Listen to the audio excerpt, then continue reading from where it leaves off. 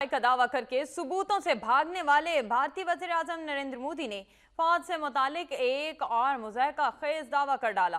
कहते हैं Indian army के कारनामे इसराइल के मुकाबले में किसी तौर कम नहीं। रियासत हिमाचल प्रदेश में एक रैली से खिताब के दौरान भारतीय वज़ीर आज़म ने खूब भड़के मारी। सर्जिकल स्ट्राइक जिसे पूरी दुनिया ने मुस्तरद कर दिया, एक बार फिर मोदी जी पर इसका भूत सवार हो गया। अपनी तकरीर में इंडियन आर्मी का इसराइल के साथ मवाजना करते हुए खूब शेखियां मारी। कहा कि हमारे फौजियों की बहादुरी की बातें पूरी दुनिया कर रही है, उनके कारनामे किसी तौर पर इसराइल से कम नहीं। पहले कभी हम इजराइल ने ऐसा किया सुनते थे,